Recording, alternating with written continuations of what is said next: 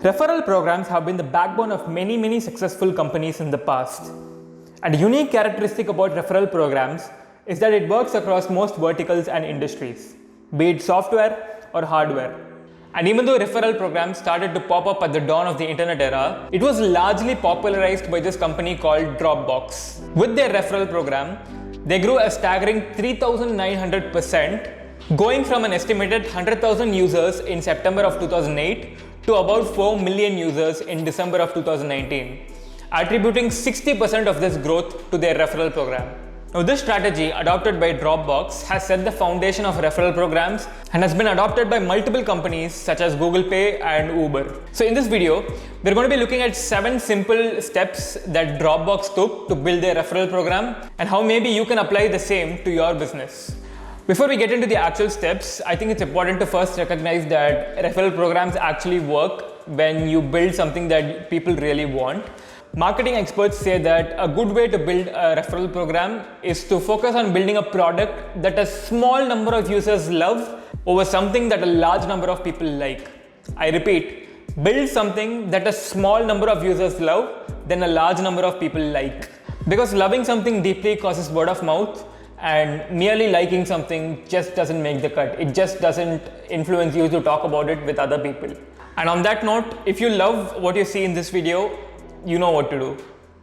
Step number 1, figuring out the incentive. Now, Dropbox's referral program was heavily inspired from PayPal's Refer a Friend program. Now, PayPal is a payment gateway company, so each time you referred a friend, you received a cash amount of about $20. Now, as PayPal was a payment gateway company, giving users cash made sense, as that was the optimal purpose of the product. Similarly, because Dropbox offered storage via cloud, giving users free storage on the cloud made sense.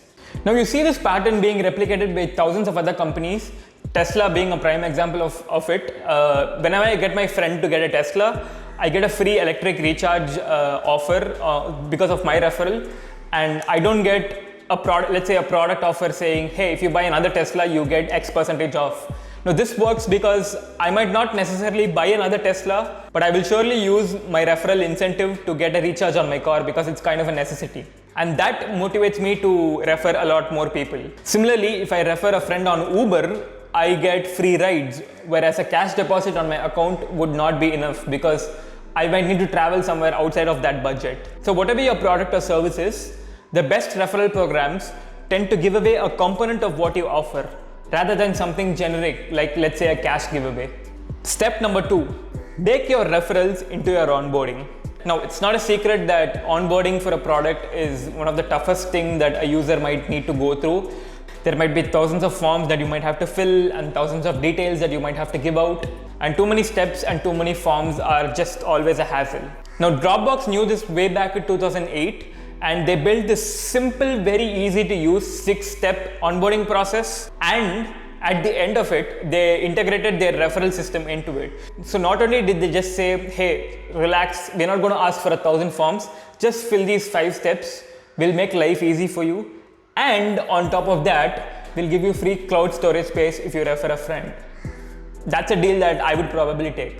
Step number 3, the two-sided referral program. Now, what does a two-sided referral program mean? It means that if you sign up as a user, you get free storage space. If you refer a friend and he signs up, you also get free storage space. So even if you signed up without having someone's reference, you still got an incentive for just using the product. You get 500 MB worth of storage for each referral, and that maxes out at 16 GB. Now, how is giving away 16 GB per user a sustainable business model, you may ask? Which is a very good question.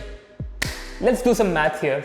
So based on the pricing, let's assume that each user maxes out his quota of 16 GB. A user pays an average of $15 a month for roughly 4 TB of storage. 1 TB or 1024 GB is equal to $3.75, which says that 16 GB is equal to $0.05. And so, if a user maxes out his quota of 16 GB, he has brought in 32 new users at a company cost of $0.05, which is insane. Step number 4, the value of referring. Now, I've said it before and I will say it again. I think copywriting is a skill that most people undermine. Knowing what to say, how to say it, and exactly in the tone that the user wants to hear is a skill that is deeply, deeply undermined in our society, especially in India.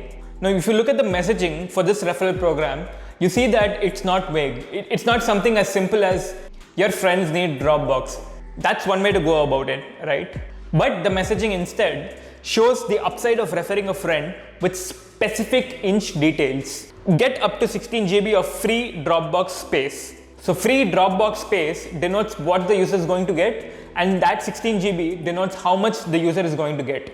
And 16 GB of free storage might come in very, very handy for like a budding photographer or like a small startup. Step number 5, reduce the friction. Now this is kind of an open secret that the more friction a process demands, the fewer number of people will partake in it. To make sure that this doesn't happen, Dropbox did all the hard work by removing the friction and confusion of referring a friend.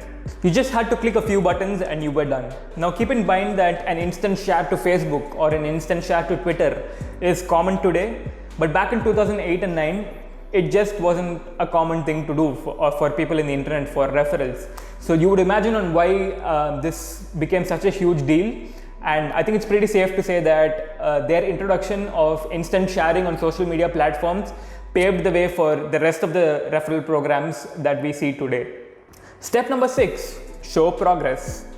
Now I recently joined Snapchat to see what the app was all about and what gap in the market that it filled. And I came across this interesting feature called streaks. I'm sure you all know about it. The more pictures you send on a daily basis to your friends, the more streak points you get. So an interesting insight here is that if there's a system to track your daily performance, it turns out that you become 4x, 5x or 10x more committed to maintaining that system. Now we see this working well in the fitness industry. The more calories you burn on a daily basis, the more distance you walk on a daily basis or jog on a daily basis, the more you want to do it. And Dropbox knew this way back in the day, and they built a referral dashboard that was simple to navigate and understand. Here, users could see how much space they earned, who signed up, what the progress was on each individual that they referred.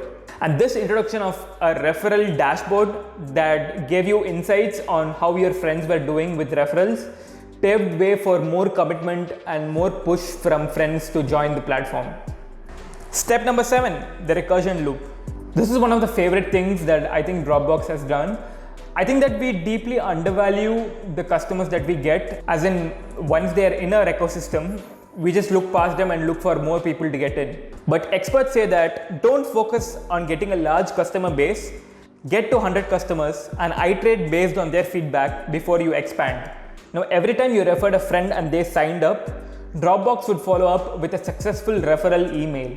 There was an automated email system that referred you that so-and-so person had joined because of your referral, and this was the amount of free storage that you were getting. And at the bottom of the email, to capitalize on your happy mood, they added a CTA saying refer more friends. So while you were in your momentum and you were happy that a friend had signed up and you had gotten free storage, they gave you a seamless option to do more of that. And that compounded and amplified the growth loop more and more to the point where they got to where they got to. So those were the 7 steps. If you liked what you saw and if you got some value out of it, please consider subscribing and please consider sharing this video. I'll see you guys in the next one. Cheers.